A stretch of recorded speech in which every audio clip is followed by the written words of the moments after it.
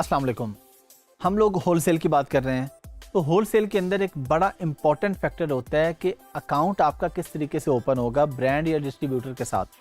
वो आपको क्यों अलाउ करेगा, कैसे अलाउ करेगा। पहले हम बात कर लेते हैं उन चीज़ों पे जो इसके लिए ज़रूरी हैं, फिर हम बात करेंगे कि वो काम किसका है, आपका काम है या अकाउंटेंट का काम है।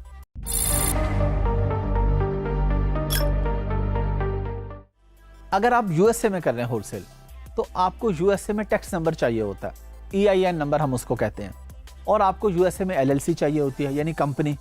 आप कंपनी फॉर्म करते हैं वहाँ पे, कंपनी आ गई, आपके पास EIN नंबर भी आ गया। अब आपको रीसेलर सर्टिफिकेट चाहिए स्टेट से। अमेरिका में डिफरेंट स्टेट्स हैं, डेलवेयर है, कैलिफोर्निया है, कोई भी स्टेट है। तो अब आप उस स्टेट से अप्रूवल लेते हैं कि जी आप मुझे इजाज़त दे दें कि मैं कोई प्रोडक्ट किसी और से ख़रीद के आगे बेच दूँ। अगर हम यूके की बात करें तो यूके में आपके पास वैट रजिस्टर्ड होना चाहिए, आपके पास लिमिटेड कंपनी होनी चाहिए। वही जिसको हम यूएसए में LLC कहते हैं, यूके में उसको लिमिटेड कहते हैं। कंपनी और टैक्स नंबर, वैट नंबर, ये जब तक चीज़ें आपके पास नहीं होंगी, आपको ब्रांड या डिस्ट्रीब्यूटर इवन आपकी ईमेल का रिप्लाई भी नहीं करेगा। तो आपने काम जब कोई भी करने लगना है तो उससे पहले उसकी जो चीज़ें हैं वो पूरी करनी है। अगर चीज़ें ही पूरी नहीं है आपके पास, आपको काम करने का बेनिफिट ही नहीं होगा। अब ये सारी चीज़ें लेके जब आप जाएंगे तब भी ज़रूरी नहीं है कि ब्रांड आपको अप्रूव कर दे। जिस तरह मैंने पहले आपको बताया, पिछली वीडियोस में मैंने आपको बताया कि आप पहले डिस्ट्रीब्यूटर के पास जाएंगे, उससे लेंगे, और उसके बाद एक टाइम आएगा, आपके अकाउंट की हेल्थ वगैरह अच्छी बन चुकी होगी, फिर एक टाइम आएगा कि आप जाएंगे डायरेक्ट ब्रांड के पास कि जी आप मुझे प्रोडक्ट दे दें।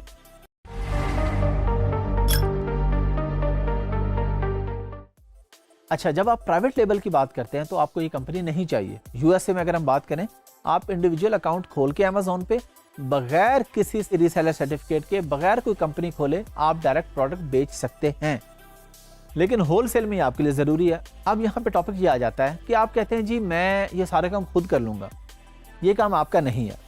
LLC खोलना, EIN नंबर लेना, ये आपका काम नहीं है। एज ए अमेज़ॉन VA ये आपका काम नहीं है, ये अकाउंटेंट का काम है। तो हमने जो काम हमारे करने का है वो करना है, जो अकाउंटेंट का वो हमने उसको करने देना है।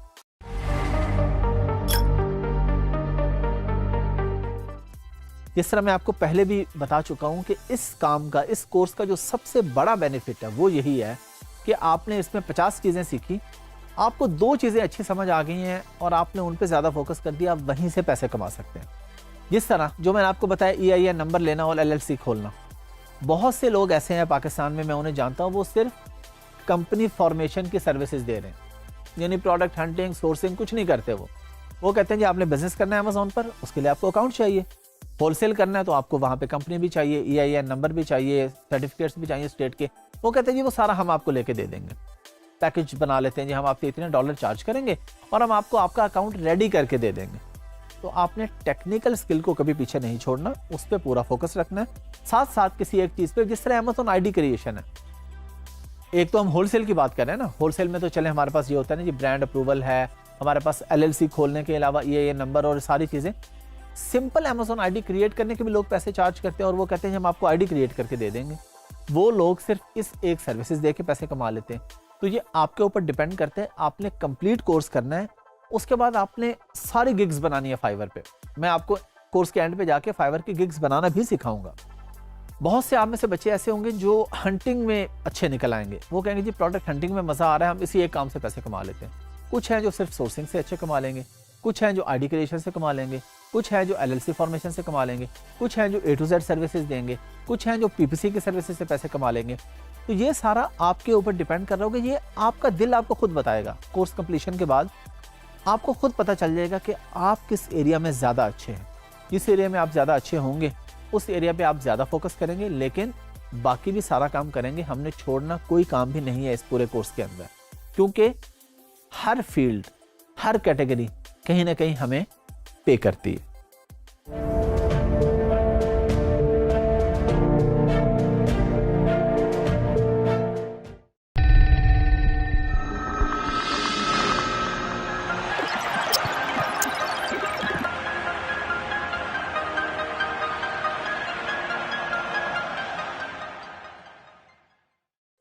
इस वीडियो में हम लोग सीखेंगे कि अगर हमने सप्लायर से कांटेक्ट कर लिया, या हमने डिस्ट्रीब्यूटर से किया, या ब्रांड से डायरेक्टली किया, अब उसने हमें लिस्ट भेज दी, अप्रूव कर दिया पहले उसने, हमने ये सीख लिया कि हमने किस किस तरीके से क्या क्या हमें चीज़ें चाहिए, अप्रूव हो गया।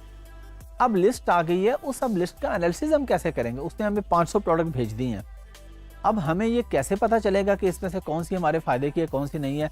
अब हम एक एक प्रोडक्ट को जाके अमेज़ॉन पे देखें कितने की बिक रही है, अच्छा जी इतने की हमें मिल रही है, फिर हम हीलियम 10 पे जाएं, फिर हम प्रॉफिटेबिलिटी कैलकुलेटर पे जाएं। एक एक प्रोडक्ट को देखने में हमारा तो बहुत सा टाइम वेस्ट हो जाएगा इसमें। तो हम लोग क्या करेंगे, हम लोग एक टूल का इस्तेमाल करेंगे जिसका नाम है होलसेल इंस्पेक्टर। हम लोग इस टूल पे जाएंगे, ये टूल हमें बता देगा, इस पे अभी मैं आपको प्रैक्टिकली करके दिखाऊंगा, फिल्टर्स लगाऊंगा, हमें पता चल जाएगा कि कौन सी चीज़ हमें फ़ायदे में है, कौन सी चीज़ नहीं है।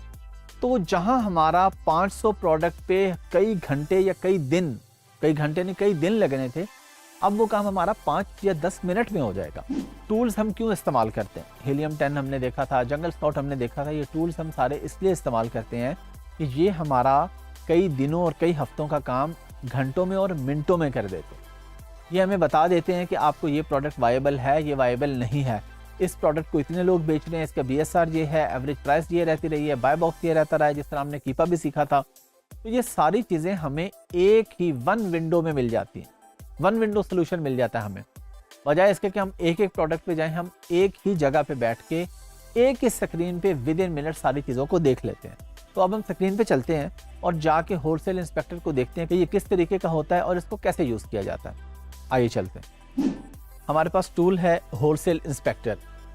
अब सवाल ये पैदा होता है कि ये टूल हमारे पास लॉगिन कैसे है? मैंने तो आपके सामने लॉगिन किया हुआ है। जब भी आप किसी भी बंदे से, किसी भी कंपनी से टूल्स खरीदते हैं, तो ये उनका काम है कि आपको ये टूल्स देना और लॉगिन करवा के देना। तो वो आपको, आप जिससे भी खरीदेंगे, क्योंकि हम नॉर्मली पाकिस्तान में हम लोग रहते हैं तो हम शेयरिंग बेसिस पे टूल्स खरीदते हैं। जो टूल्स की ओरिजिनल और एक्चुअल प्राइस है वो बहुत ज़्यादा होती है, तो हम शेयरिंग बेसिस पे ले लेते हैं टूल्स और उन टूल्स का इस्तेमाल करते हुए हम अपना काम कर लेते हैं। जितनी हमें ज़रूरत होती है वो हमें शेयरिंग टूल से हमारा काम हो जाता है।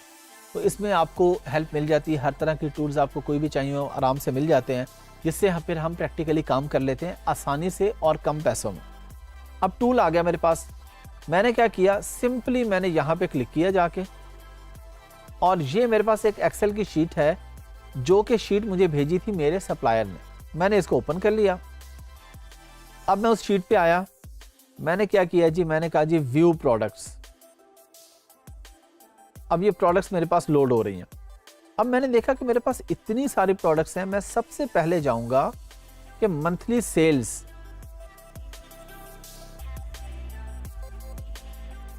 ये मेरे पास एक टैब आ रहा है एस्टिमेटेड यूनिट्स पर मंथ। मैं ये कहता हूं कि कोई भी प्रोडक्ट है, ये देखे लिखा आ रहा है 00, 30, 360, 000।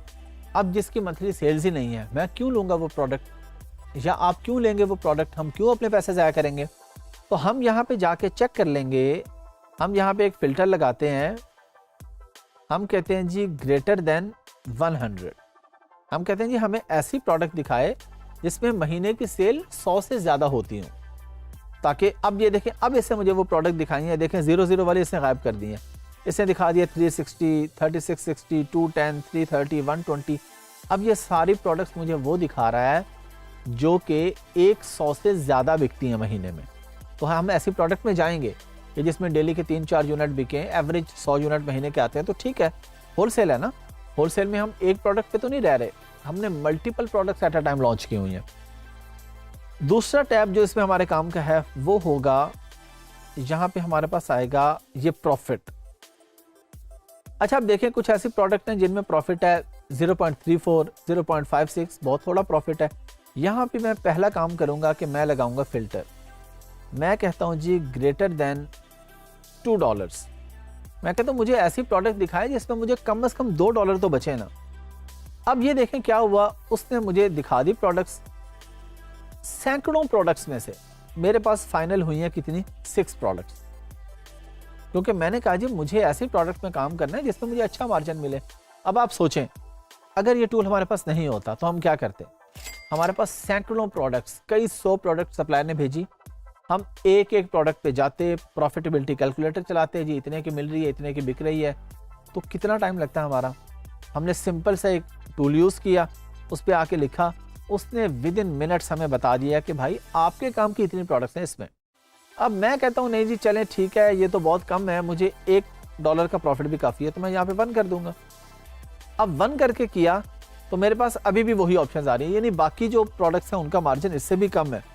हम एग्जांपल ले लेते हैं कि जी मैं कहता हूं जी मुझे आप 0.50 भी अगर यानी 50 सेंट भी बच जाए तो ठीक है, मैं करूंगा। अब इससे मुझे 2 प्रोडक्ट्स और दिखा दिए कि अगर आप इस पे काम करना चाहते हैं इतने मार्जिन पे भी, तो आपके पास ये ऑप्शंस भी मौजूद है। अब हम ये इसमें मल्टीपल फैक्टर्स देखते हैं कि हमारे पास सेल्स वेलोसिटी कितनी मिल रही है, हमें जाना चाहिए नहीं जाना चाहिए, $1 तो मिनिमम होना चाहिए, 2 हों और अच्छी बात है। लेकिन एक चीज़ हमने देखी, जब हमने कहा कि $2 से ज़्यादा होना चाहिए तो उसने सिर्फ $2 वाले नहीं दिखाए, उसने ऐसा भी दिखा दी जिसमें $22 का भी प्रॉफिट है, जिसमें $9 का, जिसमें 8, 7, 6, 4 बहुत अच्छे मार्जिन है। और होलसेल में ऐसी प्रोडक्ट्स होती हैं जिनमें आपको बहुत अच्छा मार्जिन मिल जाता है। अब यहाँ पे हमें ये सारा इसका डाटा दे रहा होता है बाकी कि इसका एसिन क्या है, इसकी वेरिएशन कौन सी है, ब्रांड का नाम क्या है, कलर कौन सा है, अमेजोन का लिंक इवन हमें दे रहा होता है, लिस्टिंग का लिंक डायरेक्टली जाके, कॉस्ट प्राइस आ रही है, आगे प्रॉफिट आ रही है, ये सब कुछ हमें यहाँ पे मिल रहा होता है। तो हमने 2 चीज़ें देखी, मंथली सेल्स देखी, प्रॉफिट देखा। अब हम सैकड़ों सप्लायर से रब्ता करेंगे, वो हमें हज़ारों की तादाद में प्रोडक्ट्स भेजेंगे। हम यहाँ पे आएंगे, विद इन मिनट्स हमें पता चल जाएगा कौन सी प्रोडक्ट हमने करनी है और कौन सी प्रोडक्ट हमने नहीं करनी। होलसेल इंस्पेक्टर भी अब आप लोगों ने सीख लिया, आपको काफ़ी चीज़ों का बेहतर आइडिया हो गया। हम लोग मेनली ये सारा कोर्स कर रहे थे प्राइवेट लेवल पे, लेकिन हमने इसमें होलसेल भी प्रॉपर तरीके से ऐड कर दिया। हमारा जो प्लान था वो तो प्राइवेट लेवल का ही था सर, शुरू की जो आपने वीडियोस देखी जब स्टार्ट किया था हमने प्राइवेट लेवल से लिया था, लेकिन मैं अब आपको होलसेल प्रॉपर बता रहा हूँ ताकि अगर आपको कोई होलसेल का क्लाइंट मिलता है तो आप उसको भी ग्रैब कर सकें, आप उसके साथ भी काम कर सकें, आप वहाँ से भी पैसे कमा सकें। क्योंकि हमारा मेन सीखने का मकसद तो यही है ना कि हम ये काम सीखें, इससे हम पैसे कमाएं और पैसे हम डॉलर्स में कमाएं ताकि हमारे मुल्क का भी फ़ायदा हो और हमारा भी फ़ायदा हो।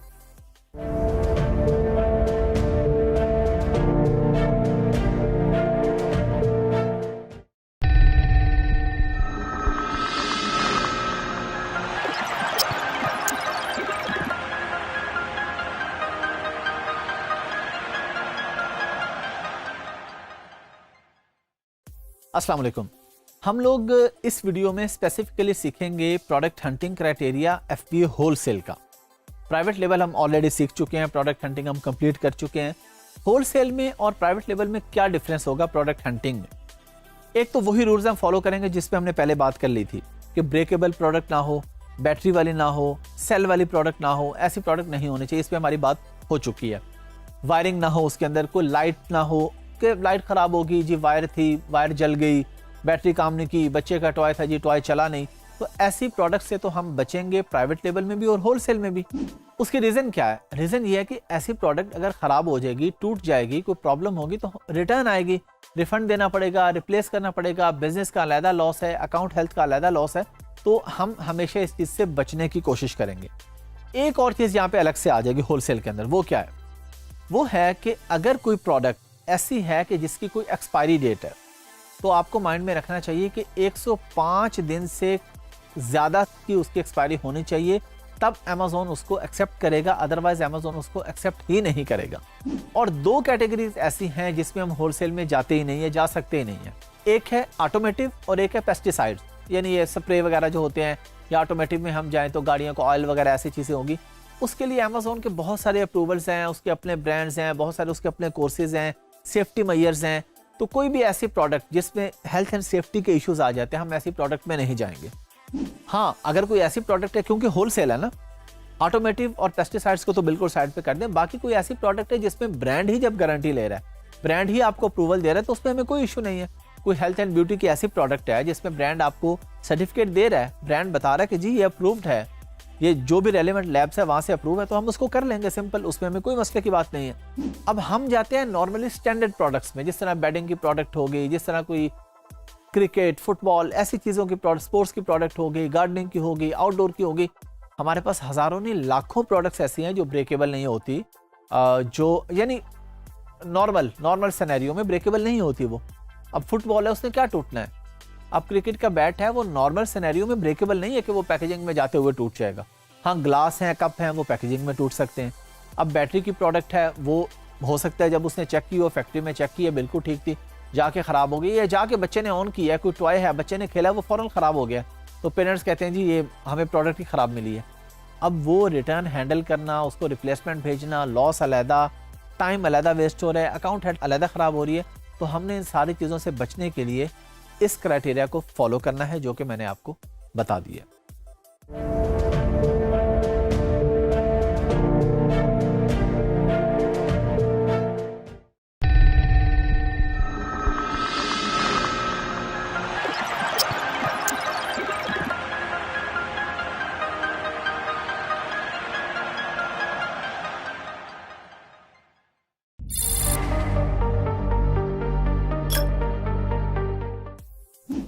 अस्सलाम वालेकुम।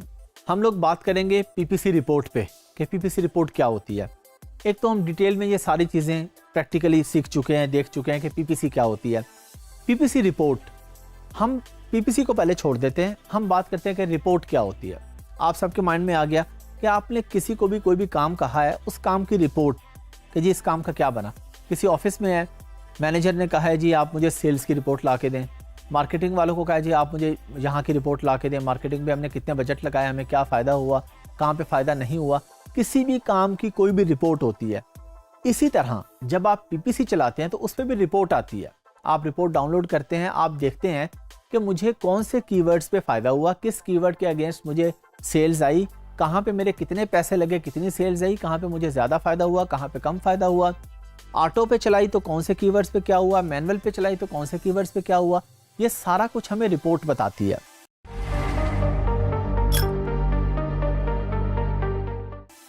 अच्छा, रिपोर्ट हमें क्यों चाहिए? हम कहते हैं जी हमने पीपीसी चला लिया, अब हमने रिपोर्ट को क्या करना है। रिपोर्ट हमारे लिए फ़ायदेमंद होती है जब हमने मैनुअल पीपीसी चलानी होती है। तो पहले हम ऑटो चलाते हैं, फिर हम ऑटो की रिपोर्ट डाउनलोड करते हैं। ऑटो की रिपोर्ट डाउनलोड करके हम देखते हैं कि कौन से कीवर्ड्स पे फ़ायदा हो रहा है। अच्छा, हमें पता चल गया। हम एग्जाम्पल लेते हैं पिलो की। वी पिलो एक प्रोडक्ट है, हम उसकी एग्जाम्पल ले लेते हैं। वी पिलो आया हमारे पास। अब वी पिलो के डिफरेंट कीवर्ड्स हैं। उसका कीवर्ड है वी पिलो, उसका कीवर्ड ये भी है V pillow with pillow case, या V pillow with pillow cover, या वी पिलो कवर ओनली। ये 3-4 इसके आगे। अब ऑटो ने हमें बताया कि we pillow cover only pay हमने $10 स्पेंड किए इस पीपीसी पे और हमें $50 की सेल आई। हमने कहा ये तो अच्छी बात है, 10 लगाए और 50 की सेल आ गई। एक दूसरा कीवर्ड उठाया वी पिलो, एग्जाम्पल ले लें। वी पिलो पे हमने कहा जी $50 लगे हैं लेकिन सेल 10 की आई है। ये तो लॉस हुआ ना, कि पैसे ज़्यादा लगे, बजट ज़्यादा लगा, सेल भी कम आई। प्रॉफिट तो उसमें और भी कम है लेकिन सेल ही कम आई है बजट लगाने से। तो फिर हम क्या करेंगे, हम इसको ऑप्टिमाइज करेंगे पीपीसी को। तो पीपीसी को ऑप्टिमाइज करने के लिए ज़रूरी है कि हमारे पास रिपोर्ट हो। अब ऑटो ने हमें रिपोर्ट दिखा दी, हमने देख लिया कि we pillow cover only pay अच्छा आ रहा है, हम एग्जाम्पल ले रहे हैं ना। तो अब हम we pillow cover only pay manual PPC चलाएंगे। ये मैनुअल और ऑटो कैसे चलानी है, कीवर्ड कैसे ऐड करने, ये तो मैं आपको बता चुका हूँ। अभी हम रिपोर्ट्स पे बात कर रहे हैं। ये आप लोग ऑलरेडी पीपीसी के लेक्चर्स में कंप्लीटली सीख चुके हैं। अगर कहीं इशू आ भी रहा है तो आप उस लेक्चर को रिपीट कर लें, टीम से पूछ लें, टीम आपकी हेल्प कर देगी, मेरे से पूछ लें, मैं आपकी हेल्प कर दूंगा। तो सब लोग आपकी हेल्प करेंगे इसमें इंशाल्लाह। जो चीज़ें गुजर चुकी हैं उनको हम रिपीट नहीं करेंगे, हम अगले टॉपिक पे बात करेंगे ताकि हमारा टाइम वेस्ट ना हो, आपका भी टाइम वेस्ट ना हो। जिनको नहीं समझ आई वो उस लेक्चर को जब रिपीट करेंगे, देखेंगे तो उन्हें समझ आ जाएगी कि पीपीसी मैनुअल और ऑटो मैंने आपको चलानी बताई थी, कैसे बताई थी, डायनामिक बिट्स क्या होती हैं, किस तरीके से हमने चलाई थी। अब हमारे पास रिपोर्ट का फ़ायदा हमें पता चल गया। अच्छा, फिर मैनुअल की रिपोर्ट हम क्यों डाउनलोड करेंगे? हमने मान लिया कि जी चलें ऑटो तो इसलिए चाहिए ना, तो उसके बाद मैनुअल चलानी है। मैनुअल की क्यों चाहिए? मैनुअल की इसलिए चाहिए कि हमें पता चले जब हमने नेक्स्ट ऑप्टिमाइज करनी है पीपीसी, तो पीपीसी ऑप्टिमाइजेशन में हमें पता हो कि कौन से कीवर्ड्स को अब हमने निकाल देना है और कौन से को चला के रखना है। ज़रूरी नहीं है कि अगर $10 लगा के 50 की सेल आई है V pillow cover only pay, तो मैनुअल पे हमेशा 10 लगाएंगे तो 50 आएगी। ये भी हो सकता है कोई टाइम ऐसा है 10 लगाएं 100 आ जाए। ऐसा टाइम भी आ सकता है कि 10 लगाएं और 10 भी ना आए। तो ये चीज़ें क्योंकि चेंज हो रही होती हैं, तो हम रिपोर्ट एवरी वीक या एवरी 2 वीक्स डाउनलोड कर रहे होते हैं और देख रहे होते हैं। ऑप्टिमाइजेशन क्या होती है?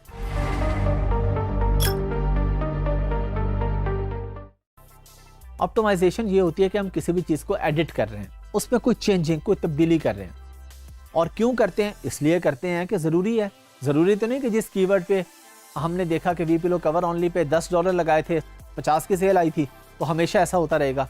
हो सकता है अगली दफ़ा 10 लगाएं तो 10 की सेल भी ना आए।